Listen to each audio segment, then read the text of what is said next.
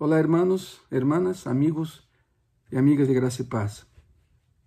En esta ocasión veremos algo que sucedió después de la resurrección de Cristo. Fue un evento importantísimo porque marca la pauta de los grupos que se reunían después que lo vieron resucitado y a partir de ahí la iglesia avanzó. Algunos conocen ese pasaje como en el camino de Emaús.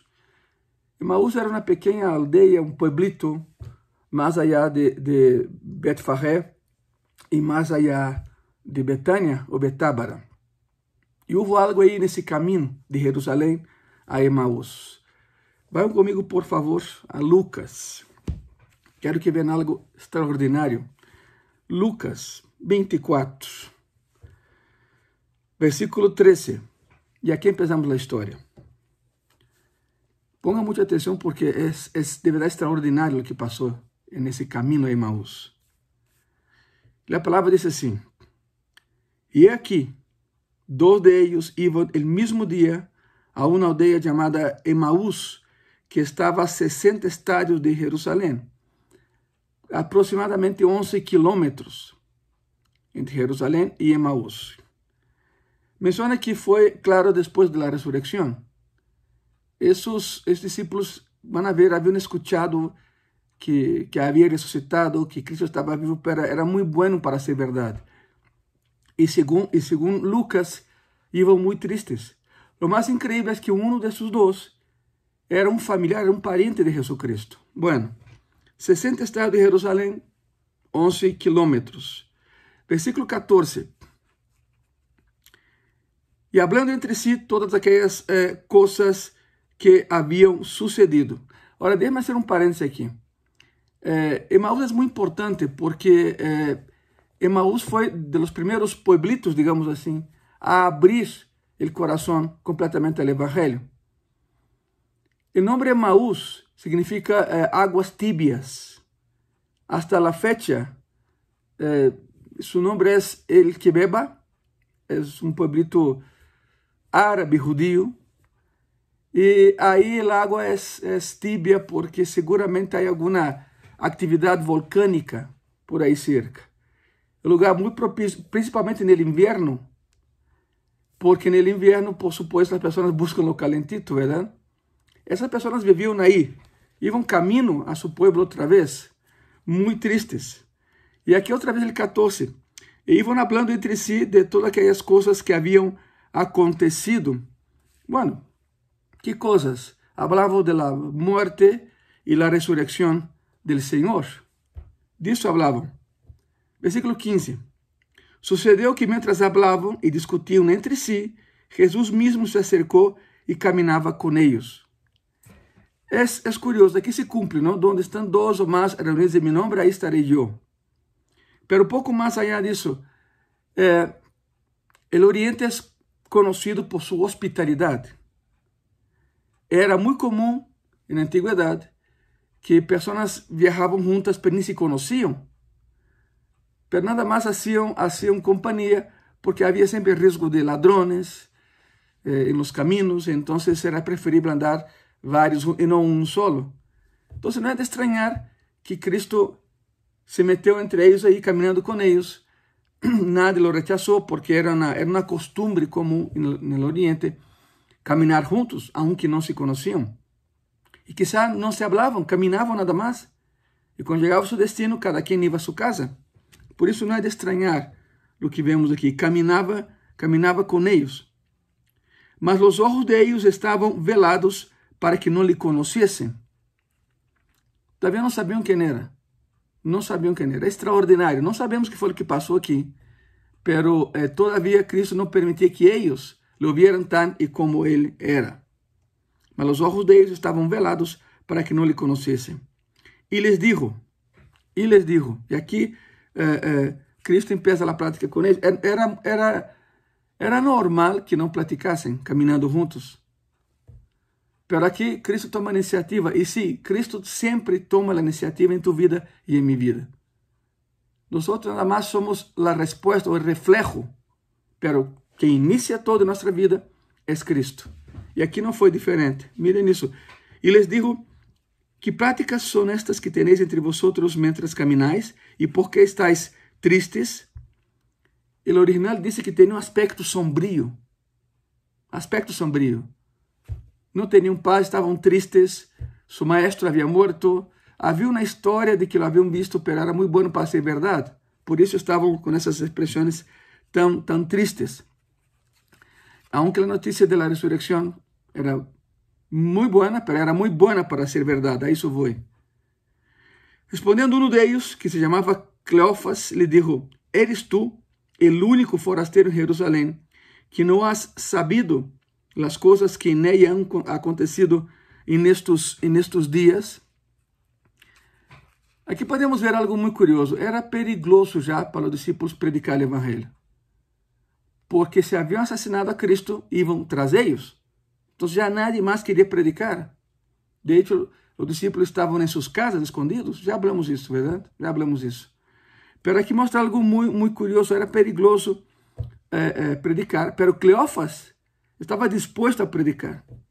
Estava disposto a arriesgar sua vida para predicar um estranho que bem podia ser um espia do Império Romano. Eles não sabiam. Cleofas, aqui temos um nome, Cleofas.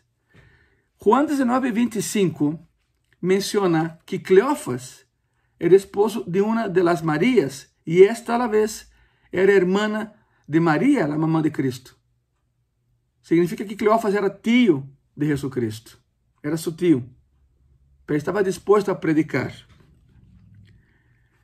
¿Eres tú el único forastero en Jerusalén que no has sabido las cosas que en ella han acontecido en estos días? Como diciendo, ¿dónde estabas? No es posible que no estabas ya molesto, enojado y triste, ¿verdad? La perfecta combinación. Estaba dispuesto ya a predicar. Entonces les dijo, ¿qué cosas? Cristo le contesta, ¿qué cosas? Quería ver si ellos sabían lo que habían pasado. ¿Qué cosas? Y ellos le dijeron, de Jesús Nazareno, que foi varón, profeta, poderoso en obra y en palabra delante de Dios y de todo el pueblo. Que Cristo predicó a muchas personas, ¿verdad? Y cómo le entregaron los principales sacerdotes y nuestros gobernantes a sentencia de muerte y le crucificaron. O sea, Cleofas empieza a declarar todo el ministerio de Cristo en pocas palabras. Le menciona a ese extraño, predica a ese extraño, todo el ministerio de Cristo. Versículo 21. Pero nosotros esperábamos que Él era el que había de redimir a Israel. La palabra redimir significa comprar para ser libre. Comprar para dar libertad. En la época de la esclavitud en Brasil, que fue el segundo maior país importador de esclavos, tristemente hablando, ¿verdad? Tristemente hablando. Era común en Brasil que algunos abolicionistas, y no es coincidencia que eran cristianos, compraban esclavos para hacerlos libres. Le daba la famosa carta de alforría, es lo que se menciona, el término que se menciona en Brasil. Cristo hizo lo mismo, nos compró.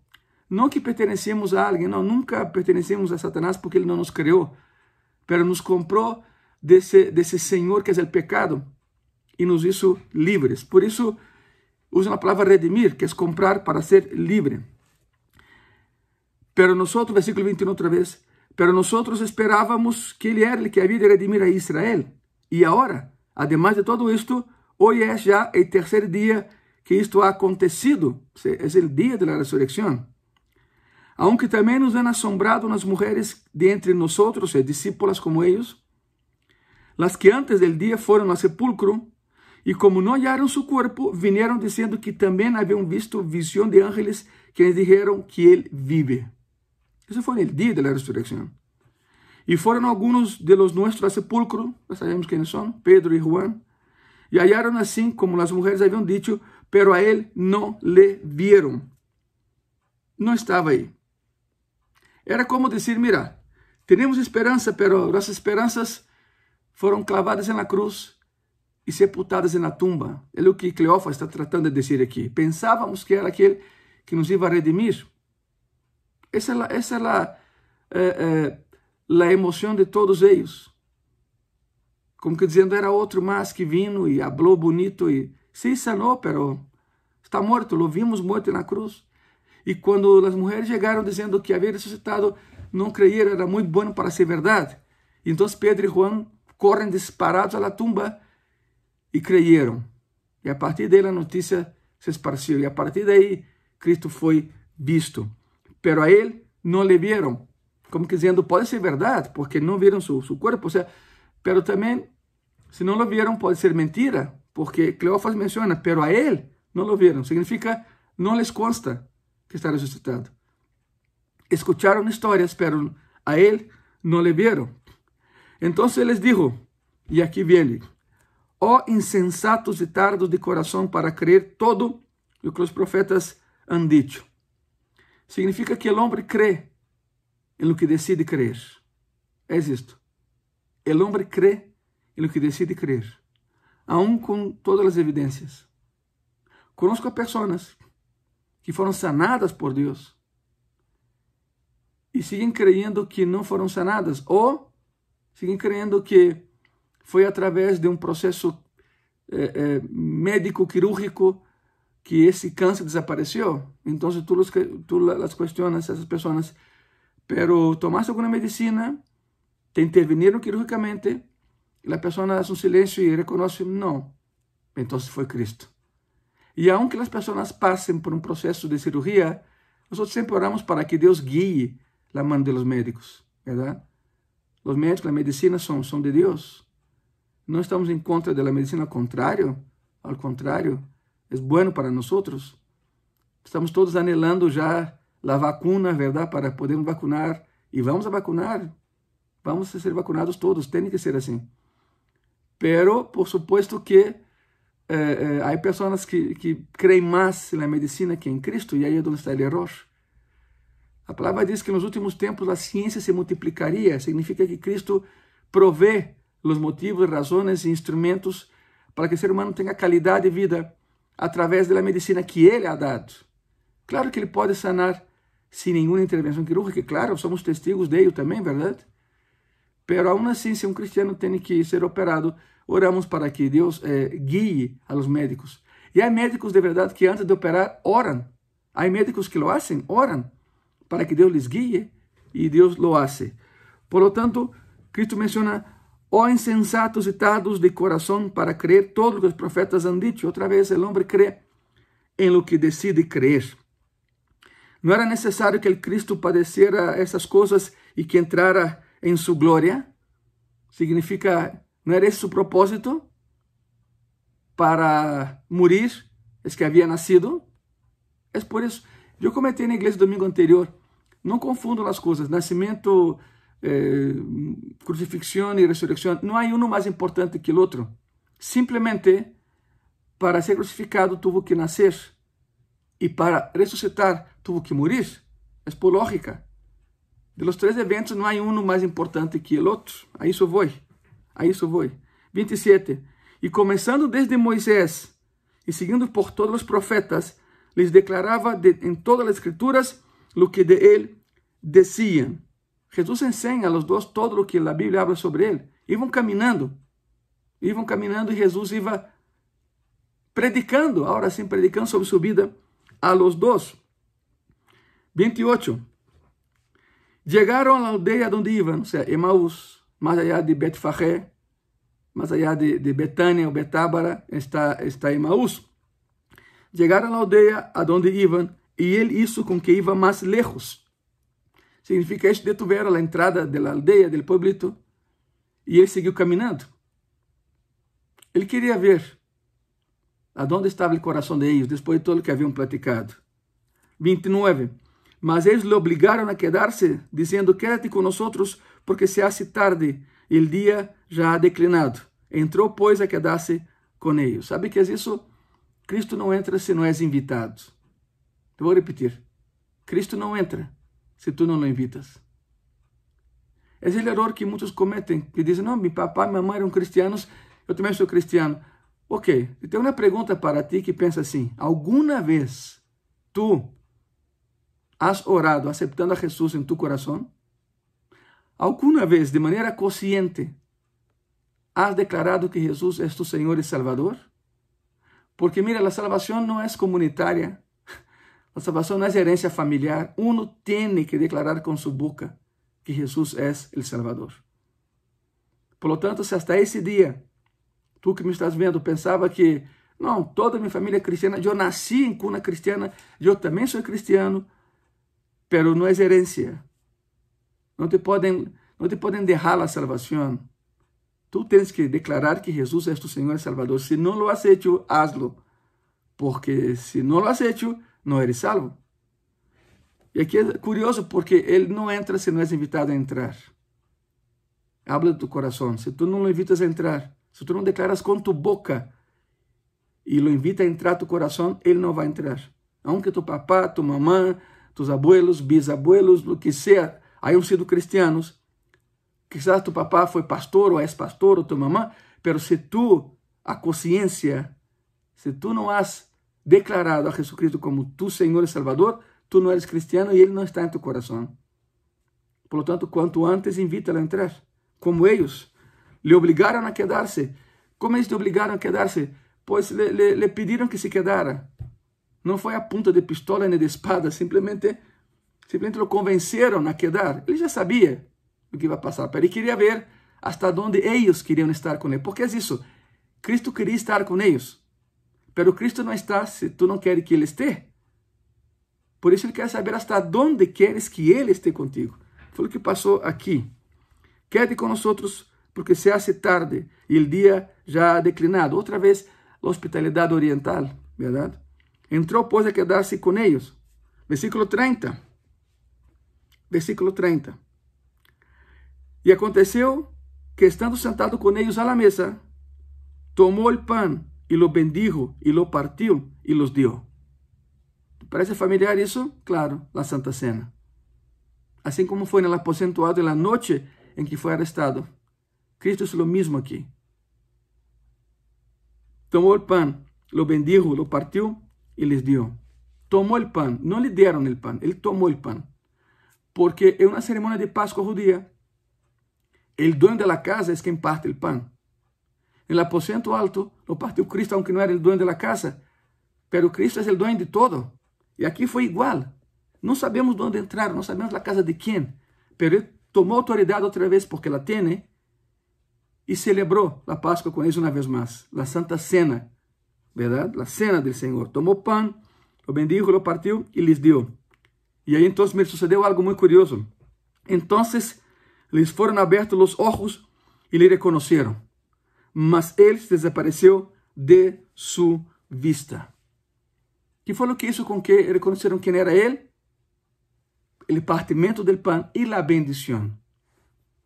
Ellos no estaban en el aposento alto. No estaban ahí. Pero la noticia de cómo sucedió las cosas ahí, la noticia se esparció. Y seguramente todos se maravillaban de la manera en que tomó el pan, lo partió y lo bendijo. Tomar el pan y partir no hay problema, pero la bendición es la que cuenta. Y entonces cuando hizo lo que estamos viendo aquí, de inmediato reconocieron, es Él. Es Él. Porque nadie parte el pan de esa manera y nadie ora de esa manera, solo el Cristo. Repito, ellos no estaban en el aposento alto, pero fue tan impactante para los discípulos la manera en que tomó el pan, lo bendijo y lo distribuyó, que essa notícia saiu, se esparceu, e eles sabiam o que havia passado no aposento alto, na noite em que foi entregado. E ele desapareceu de sua vista. E se diziam el uno al outro, entre eles, me imagino a euforia, a alegria, o contentamento, quizás se agarraram de las manos, eu não sei. Pero algo sucedeu, se alegraram sobremaneira, estavam extasiados, e se diziam el uno al outro. Miren eso, no ardía nuestro corazón en nosotros mientras nos hablaba en el camino y cuando nos abría las escrituras. Cada vez que escuchas la palabra de Dios, tu corazón arde. Cada vez que escuchas las bendiciones del Señor, tu cuerpo reacciona de manera muy similar a un éxtasis. Porque escucha la palabra de Dios y siente tu corazón que es la verdad. Lo mismo con ellos. Cristo falou com eles durante todo o caminho, ou parte do caminho, verdade? Parte do caminho. E diziam, ¿te acuerdas como nosso coração latia mais forte quando ele falava? É a palavra, é Cristo em la palavra. Versículo 33. Y aquí hicieron algo que para muchos es locura. Habían caminado 11 kilómetros hacia Emaús, ¿ok? Ya estaba de noche. Nadie camina de noche en aquella región. Nadie viaja de noche. Era muy peligroso. Y además podían perderse. 33. Y levantándose en la misma hora, o sea, la reacción fue inmediata.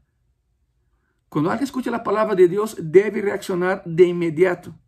Porque cuanto más el tiempo pasa, más te alejas de la salvación por escuchar la palabra de Dios. Y levantándose en la misma hora. ¿Por qué menciono isso? Porque há pessoas que te dizem assim, e estou seguro que é passado por isso. Tu lhes predicas e te dizem, amanhã, passado amanhã, ele próximo domingo vou. E esse abismo vai crescendo. E quanto mais passa o tempo lejos do Senhor, pior será a coisa. Há que decidir de imediato, não perdas tempo. Não perdas tempo. Por isso, me impressiona o que Lucas escreve. E levantando-se na mesma hora, de imediato, volvieron a Jerusalén. Se regresaron 11 kilómetros en la noche a Jerusalén. Y hallaron los 11 reunidos. Fueron directos a los discípulos. Tenían que contar las buenas nuevas. No podían esperar hasta mañana. Isso é o que um cristiano deve de hacer. Não esperar hasta mañana, sino predicar. Y hallaron a los 11 reunidos y a los que estavam com ellos. Tenían medo. Estavam todos aí reunidos e com medo. Que decían, ha resucitado el Señor verdaderamente y ha aparecido a Simón, o sea, Cefas, Pedro. 1 Coríntios 15, 5 menciona isso, ¿verdad? Se apareció a Pedro, pero la noticia era muy buena para ser verdad. Pero cuanto más testigos, mejor. Y claro, Cristo se apareció por 40 días públicamente, y ahí sí, no había duda de que él había resucitado.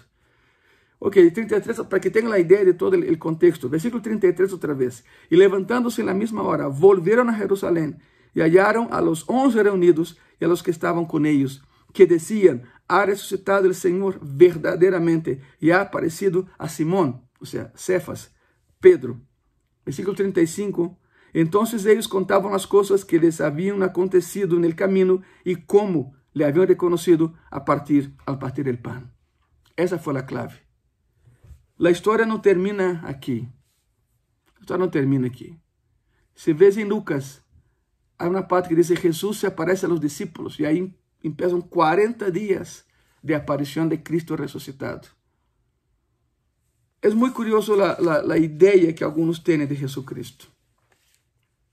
A palavra diz, e sem motivo de ofender, simplesmente é a palavra. A palavra diz que ele se apareceu a los suyos. Ok, aonde vou com isso? É um tema delicado, pero tenho que entrar nesse tema com muito respeito e com amor, verdade? Há igrejas católicas, por supuesto, a maioria de igrejas católicas, que têm aí Cristo todavia na cruz, verdade? É um crucifijo. A diferença entre um crucifijo e uma cruz é alguém clavado aí. É um crucifijo. A razão de por que todavia mantém a Cristo clavado na cruz é porque foi a última visão que tiveram de Ele. Foi a última visão que tiveram de Ele clavado na cruz. Porque diz a palavra que depois que ressuscitou, se apareceu a los suyos, a los cristianos, por 40 dias, a mais de 1000 pessoas. Por isso, nas igrejas evangélicas, se há alguma cruz aí, está vazia. Porque a última visão que temos de Ele é que está vivo, que camina, que predica, que sana, que move corações, porque está vivo. Todo depende em que grupo estás, verdade? Del grupo em que a última visão foi clavada na cruz, ou del grupo que a última visão foi a cruz vazia, a tumba vazia, porque Cristo vive e Cristo está entre nós. Essa é a diferença. Vamos orar. Cerrem seus olhos. Amado Senhor Jesucristo, te damos as graças, Senhor, por haver ressuscitado. Graças, Senhor, por estar com nós todos os dias de nossas vidas. Graças, Padre, porque Tu lo levantaste de la muerte. Sabemos que teremos esperança porque nossa esperança é viva. Nossa esperança é um Deus que sempre nos vê, sempre nos habla, sempre nos toca, nos abraça e que quer caminhar com nós, como estes dois, no caminho a Emaús. Senhor Jesus, tu te juntaste a eles para caminhar com eles, porque queria caminhar com eles. Queremos caminhar contigo, Senhor, porque sabemos que tu queres caminhar com nós. Nesse dia muito especial, Senhor, ponga em tus manos a pessoas que todavia têm dúvidas de tu salvação e ressurreição. Que a partir de hoje, Senhor, já não quede dúvida. Leyendo o que acabamos de ler, já não quede dúvida, Senhor. Graças por estar conosco e graças por caminhar com nós. Em nome de Jesus. Amém. Amém. Nos vemos domingo. Que Deus te bendiga.